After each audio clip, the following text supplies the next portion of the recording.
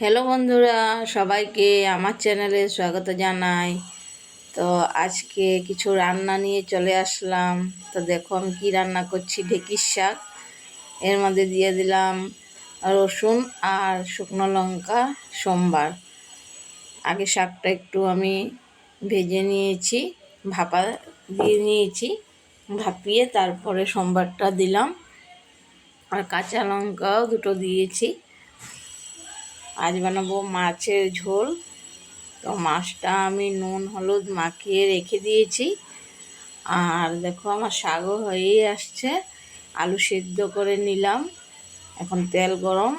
তো দেখো আমি মাছ দিয়েছি, অনেক গরম হয়েছে তেলটা, আর ফুটতে থাকে, সব দিকে তেল ছিটে যায়, সেই জন্য আমি ঢাকা দিয়ে দিয়েই ভাজি।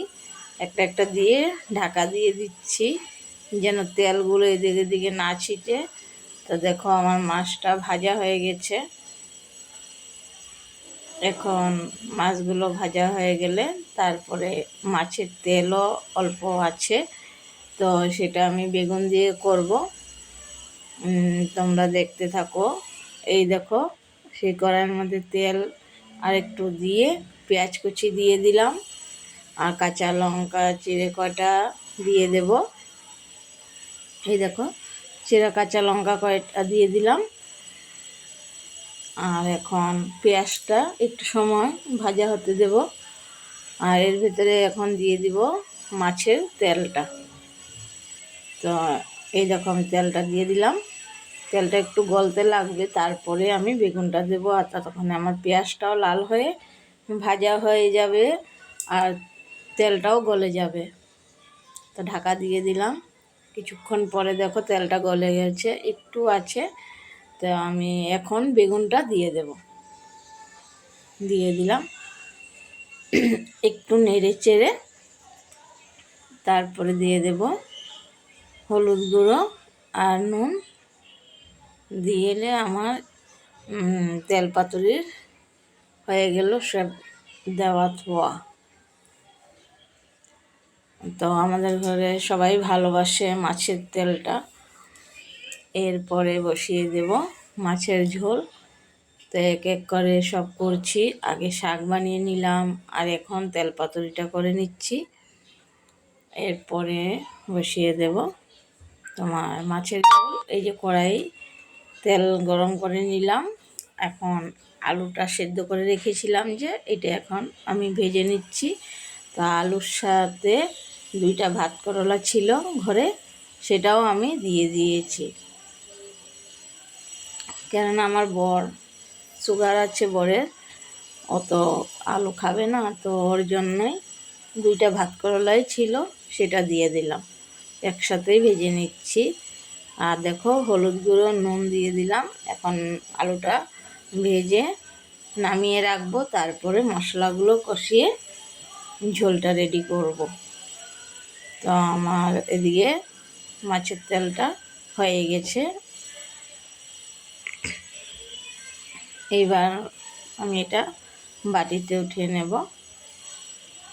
তারপরে আমি এদিকে আলুগুলো ভাজা হয়ে গেছে, আলুটাও উঠিয়ে নিই।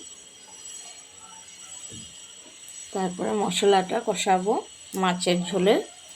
তো দেখো কালো জিরে সোমবার দিয়ে দিলাম।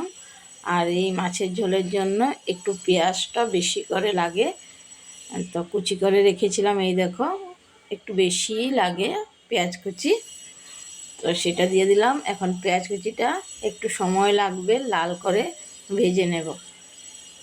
লাল করে ভাজা না হলে দিলে সেন্টটা হবে না, একটা খুব সুন্দর সেন্ট হয়। এই দেখো ভাজা হয়ে গেল। আর পেস্ট করা মশলা ছিল, পেঁয়াজ সামান্য একটু দিয়েছিলাম, লঙ্কা দিয়েছিলাম, আর আদা একটু দিয়েছিলাম, আর টমেটো একটা দিয়েছিলাম, পেস্ট করে নিয়েছিলাম এগুলো। এখন দিয়ে দিলাম নুন,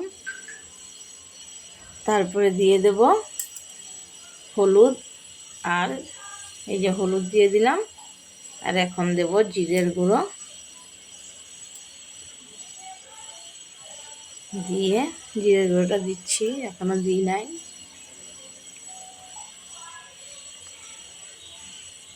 টমেটো কুচিও এর মধ্যে একটু রাখা ছিল, তো সেটা দিয়ে দিলাম।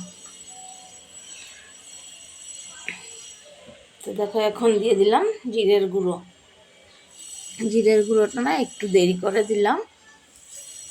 তো এখন মশলাগুলো কষিয়ে নিই প্রথমে,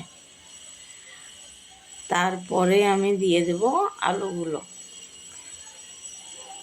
তো মশলা যত কষানো হবে অত টেস্ট হবে, জানোই তো।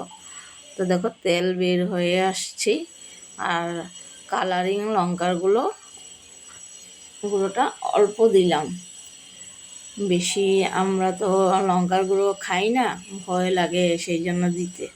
তো দেখো কষানো পুরো হয়ে গেছে, এখন আলুটা দিয়ে নেড়ে চেড়ে আমি ঝোলটা দিয়ে দেব। তো দিয়ে দিলাম আলুটা। তো এখন দেখো একটু নেড়ে চেড়ে তারপরে আমি ঝোলটা দিয়ে দেব। তো বন্ধুরা তোমরাও এভাবে বানিয়ে খেয়ে দেখবে, খেতে কিন্তু খুব টেস্টি হয় মাছের ঝোলটা। আমি আবার অন্যরকম বানাই, আজকে এইরকম বানালাম, অন্য সময় গোটা জিরে সম্বাদ দিয়ে বানাই। তো দেখো আমার মাছের ঝোল হয়ে গেছে, মাছগুলো দিয়ে দিচ্ছি। তো তোমরা ভালো লাগলে লাইক শেয়ার কমেন্ট করবে বন্ধুরা। তা আমার মাছের ঝোলটা কিন্তু রেডি, আর একটু সময় ফুটবে। তো নেক্সট আবার অন্য কোনো ভিডিও নিয়ে আবার তোমাদের সামনে চলে আসবো।